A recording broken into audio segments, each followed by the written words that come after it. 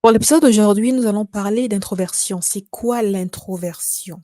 C'est un épisode qui m'a été inspiré par, une hype, comme, une trend qui naît là sur Instagram et un peu partout également sur YouTube où en fait, on rend plus ou moins glamour le côté introverti. On rend plus ou moins glamour le côté de toujours être en retrait, de refuser les invitations, de toujours, manifester un côté assez associable et on le rend glamour et on le vulgarise.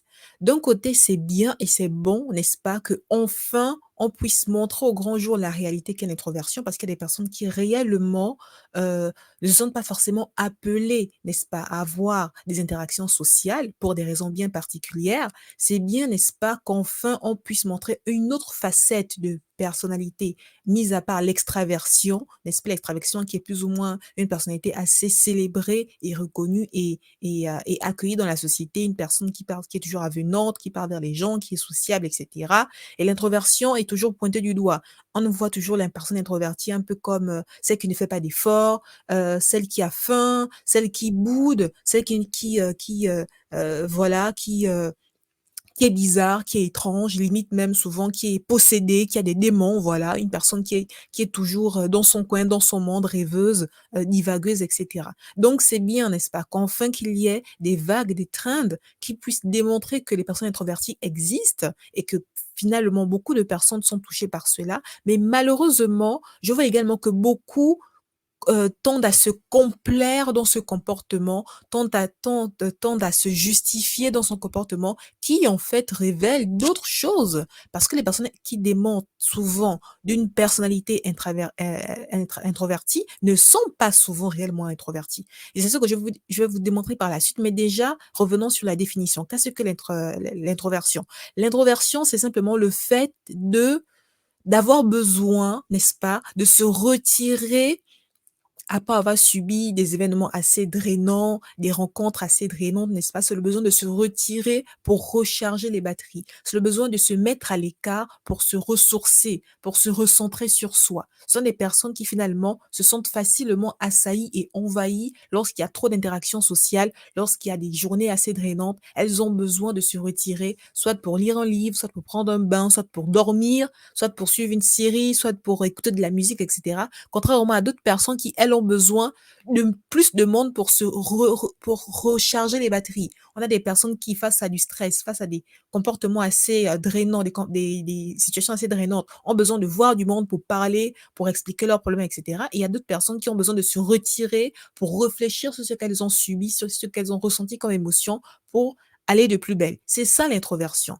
L'introversion, c'est simplement une manière de se ressourcer pour recharger les batteries. L'introversion, ce n'est pas parler aux gens. L'introversion, ce n'est pas s'isoler. L'introversion, ce n'est pas bouder lorsque on a le luxe, n'est-ce pas, de se faire inviter ou on a l'occasion de se faire inviter. C'est pas uniquement ça l'introversion. L'introversion, c'est bien plus profond que ça. Et c'est ce que j'aimerais démontrer dans l'épisode d'aujourd'hui.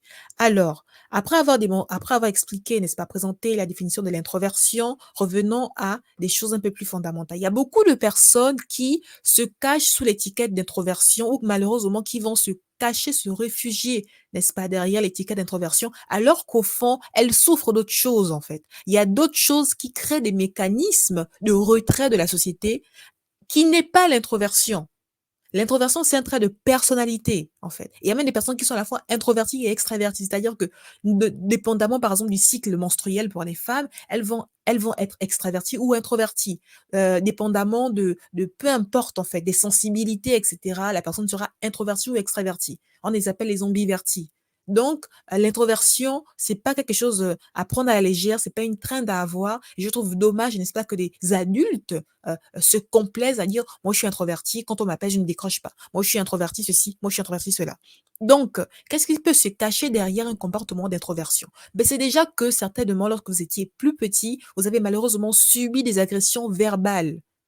En fait, vous avez été dénigré de votre intégrité physique, en fait. Vous n'avez pas confiance à votre sourire, vous n'avez pas confiance à votre couleur de peau, vous n'avez pas confiance à la texture de vos cheveux, vous n'avez pas confiance en plein des choses qui ont fait que vous avez développé des mécanismes de retrait parce que vous avez peur du regard des autres et vous avez en fait peur de la critique. Vous avez peur de vous exposer au monde, qu'on critique, votre manière de vous habiller, qu'on critique ceci, qu'on critique cela, qu'on pointe du doigt une insécurité, qu'on pointe du doigt un défaut physique que vous avez.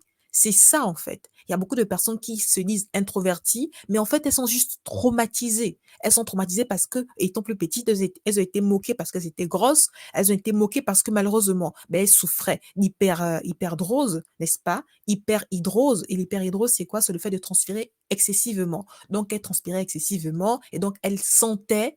Et dans ce manque d'hygiène, ben, n'ont pas eu forcément on va dire la chance d'avoir des adultes qui l'encadrent pour savoir, eh ben, réprimer ce genre d'odeur. Donc, ce sont des personnes qui étaient moquées par leur odeur, qui étaient moquées par leur hyperpilosité pour les femmes. N'est-ce pas? Et donc, tous ces mécanismes-là, la honte de sa dentition, la honte de son poids, la honte, même souvent c'est de son niveau social en fait. Et donc toutes ces hontes-là sont en fait cristallisées, engrammées dans le subconscient qui en fait et le cerveau, crée l'équation dehors est égal à critique est égal à danger. Donc en grandissant, ce sont des personnes qui se renferment sur elles-mêmes. Elles ne sont pas introverties, elles ont juste été traumatisées, elles ont juste subi des agressions verbales comme lorsqu'elles étaient plus jeunes. Deuxième fait, c'est que vous êtes fauchés. C'est ça la vérité, c'est que vous êtes fauchés et vous n'avez pas d'argent. Donc, parce que vous n'avez pas d'argent, vous ne pouvez pas sortir en fait. Vous vous empêchez de sortir parce que vous avez un complexe vis-à-vis du fait que vous soyez fauché. Parce que pour sortir, mais il faut avoir de l'argent. Pour aller à des galas, pour aller réseauter, eh bien, il faut s'inscrire à des clubs en fait. Et même aussi, il faut également avoir un certain style de vêtements pour faire, pour appartenir, démontrer d'un certain niveau social. Donc, pour sortir, il faut s'habiller, il faut se parfumer, il faut se chausser, il faut se coiffer élégamment. C'est en fait un style, un standing que malheureusement votre niveau actuel ne vous permet pas de faire. Et là, je m'adresse vraiment plus aux étudiants. Et donc, parce que vous n'avez pas assez d'argent pour sortir, pour réseauter, pour serrer des mains, pour entamer des projets, parce que vous avez honte en fait de votre niveau de portefeuille, donc vous vous enfermez et vous protestez une introversion. C'est pas de l'introversion, vous êtes juste fauché. Il faut juste retrousser les manches, aller faire des jobs étudiants pour avoir plus d'argent, pour atteindre les milieux que vous visez. En fait, il faut avoir cette honnêteté d'esprit-là. Il y a également les personnes qui ont honte de ce qu'ils sont. Parce que souvent, lorsqu'on part réseauter, lorsqu'on sort, etc., en soirée, etc., la question qui est la plus posée, c'est qu'est-ce que tu fais dans la vie, en fait? Et une personne qui a des insécurités de façon naturelle, qui n'a pas confiance en elle, une personne qui n'aime pas sa vie, qui n'aime pas son boulot, peut voir cette question comme un défi, peut voir cette question comme une façon de prouver quelque chose, alors que souvent c'est simplement une question naïve. Qu'est-ce que tu fais dans la vie? On ne se connaît pas, on se rencontre, on essaie d'échanger, faire connaissance, mais qu'est-ce que tu fais dans la vie? Mais d'autres personnes prennent cette question vraiment de façon très dramatique et donc sont frustrées et donc parce qu'elles ont honte, n'est-ce pas, de ce qu'elles sont, et ben elles refusent de sortir pour faire face à cette question qui pousse à une introspection existentielle. Qu'est-ce que je fais dans la vie, en fait? Vous voyez? Et encore si, même si on n'aime pas le boulot, mais que c'est un boulot assez pompeux et acclamé dans la société, bon là, on est fier de dire: «Voilà, je suis avocat, je suis ceci, je suis ingénieur, je suis, voici ce qu'on veut», et cetera. Mais si on n'a pas, n'est-ce pas, cette chance d'avoir eu des grands diplômes et qu'on n'aime réellement pas sa vie, malheureusement, eh ben, on peut fuir ce genre de rencontre parce que voilà, on ne veut pas assumer le fait de ne pas vouloir aimer sa vie, de ne pas aimer sa vie. Alors que souvent, qu'est-ce que tu fais dans la vie? C'est pas une question forcément pour vous dénigrer, en fait. Vous voyez ce que je veux dire?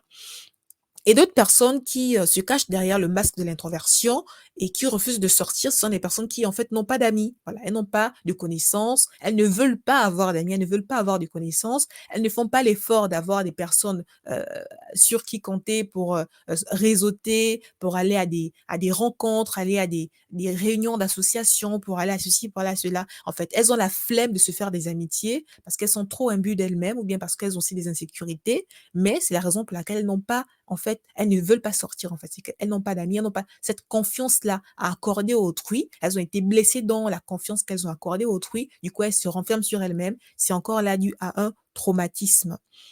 Vous voyez ce que je veux dire? Et maintenant, quelque chose d'encore, de moins de plus grave et de plus sérieux, c'est qu'il y a des personnes, en fait, qui souffrent de dépression. Elles souffrent d'anxiété et donc en fait, elles ne savent pas qu'elles-mêmes souffrent de dépression ou d'anxiété parce que c'est une dépression, peut-être une anxiété qui dure depuis des années. Donc maintenant, on pense que c'est son comportement, on pense que c'est sa nature, on pense que c'est comme ça qu'elle est. En fait, non. Elles souffrent d'anxiété, de dépression. Donc du coup, elles ont du mal à aller vers autrui. Elles ont du mal à nouer des nouveaux contacts. Elles ont du mal à faire l'effort de sortir, en fait. Parce que créer des liens, créer du contact, ça bouffe de l'énergie. On ne se rend pas peut-être pas compte parce que, c'est une seconde nature, on est habitué à parler, on est habitué à voir du monde et cetera. Mais voir du monde, ça demande beaucoup d'énergie. Surtout lorsqu'on a des insécurités en soi, ça demande beaucoup d'énergie. Et une personne qui souffre naturellement d'anxiété, notamment d'agoraphobie, les personnes qui ont peur de la foule, les personnes qui ont plein d'autres anxiétés, les personnes qui souffrent des dépressions, mais une dépression en fait qui est intériorisée du coup, elles sont toujours là comme normales, elles partent au travail, elles mangent, elles voient du monde, elles font même du sport souvent, mais il y a toujours une dépression qui est toujours là, pesante en elles, et bien tout cela peuvent être des facteurs de retrait de la société. Donc, il faut vraiment faire attention avec cette histoire d'introversion, je suis introverti, et cetera. Non, souvent ce sont ce genre de mots en fait qui se cachent derrière ce masque d'introversion. Vous comprenez ce que je veux dire?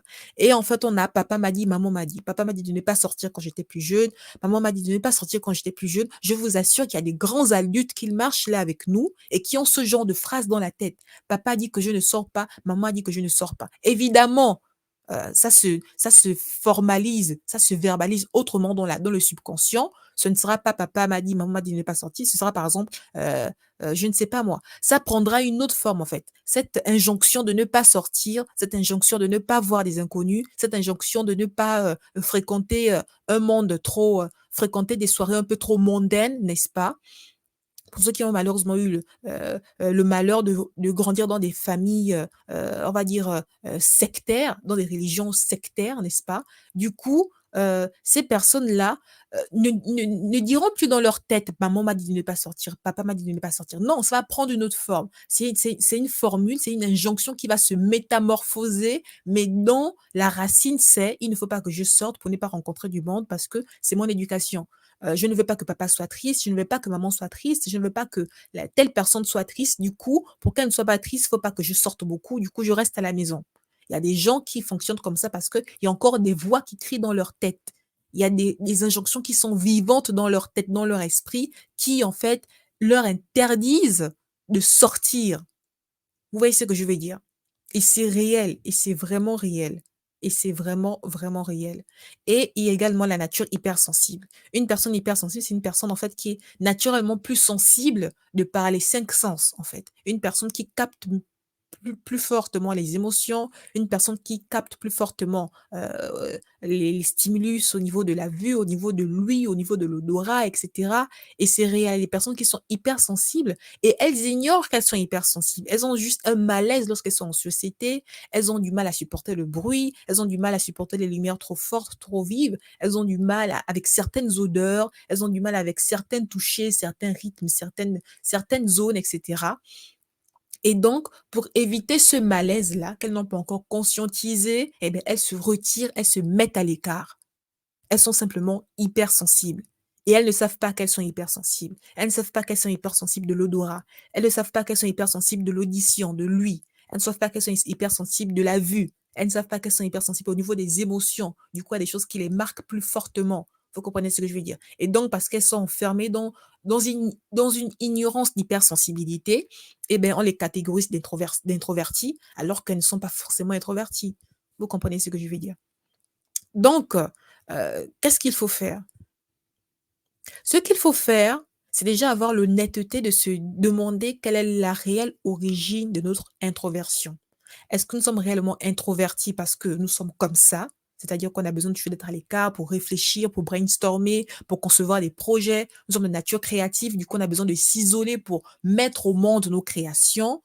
Créations, que ça soit de la musique, que ça soit de la couture, que ça soit je ne sais pas moi, de l'architecture, tout ce que vous voulez, des produits capillaires, et cetera. Est-ce que c'est notre nature du coup? C'est normal qu'on soit introverti parce que, quelque part, on a juste besoin de se retirer pour, accoucher de nos idées? Ou alors est-ce que nous sommes introvertis parce que en fait, on a honte du regard de l'autre, on a peur de la critique, on a honte de notre situation sociale, on a honte, de je ne sais pas trop quoi, ou bien alors parce qu'on souffre d'anxiété, de dépression. Vous comprenez ce que je veux dire? Vraiment, c'est important, n'est-ce pas, de conscientiser la raison réelle pour laquelle nous sommes introvertis.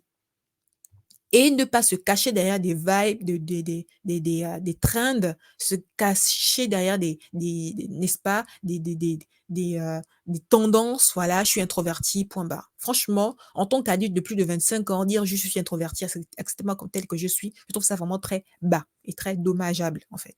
Pourquoi? Parce que juste dire comme ça: «Je suis introverti», ça ne veut rien dire.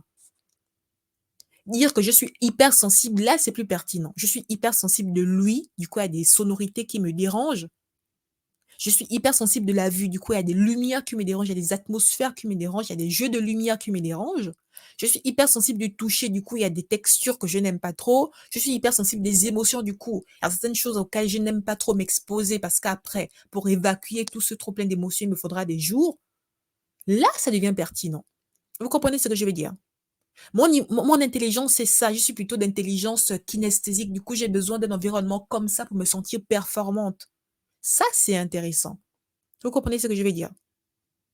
Mon rythme de sommeil, c'est ça. Du coup, j'ai besoin de dormir tant d'heures pour me sentir performante le lendemain. Du coup, je ne peux pas sortir aujourd'hui parce que c'est trop limite par rapport à un exposé, par rapport à un entretien, par rapport à un contrat que je dois signer. Ça, c'est important. Ça, c'est pertinent, en fait. Et c'est comme ça qu'en tant qu'adulte, c'est comme ça qu'on devrait parler, en fait. Juste dire que je suis introvertie, du coup, on m'appelle, je ne décroche pas. Bon. On fait tout ça, hein, moi aussi, je suis introvertie, mais c'est pas la finalité, en fait. C'est pas la finalité et c'est pas ce qu'il y a de plus pertinent et juste. Vous comprenez ce que je veux dire? Franchement, considérez la liste précédente que je vous ai montrée. Si vous vous déclarez comme introverti, posez-vous réellement la question de savoir pourquoi suis-je introverti? Est-ce que c'est parce que j'ai une nature créative? Même en cas, il y a des personnes créatives qui aiment beaucoup l'extérieur, hein. Est-ce que c'est parce que, ben, j'ai subi des attaques quand j'étais plus petit, du coup, c'est un traumatisme qui n'a pas été guéri? Vraiment, posez-vous la question et même posez la question à une personne de votre entourage qui se déclare introvertie. Quelle est la réelle nature et la réelle raison de son introversion? Vous comprenez ce que je veux dire? Et après, par la suite, je vous invite vraiment à découvrir réellement qui vous êtes. C'est quoi votre personnalité? Vous comprenez ce que je veux dire? Quelle est la nature de votre intelligence? Quelle est la nature de comment vous vous sentez productif, en fait? Qu'est-ce qui vous draine? Qu'est-ce qui vous inspire? Qu'est-ce qui vous freine? Qu'est-ce qui vous heurte? Qu'est-ce qui vous dégoûte, et cetera? C'est ça, en fait, qui est pertinent. C'est ça qu'il faut partager au monde. Pas juste dire: «Je suis introverti, point barre, à la ligne». Donc c'était un peu mon petit coup de gueule. J'espère que vous avez plus ou moins compris ce que je voulais vous partager. Qui suis-je? Pour ceux qui pourraient se le demander, je suis Marissa et sur cette chaîne YouTube, je partage toutes les peurs, comportements limitants qui vous freinent dans la réalisation de vos projets personnels. Si ce type de sujet vous intéresse, je vous invite à vous abonner, rester connectés et surtout prenez soin de vous. À très vite. Ciao.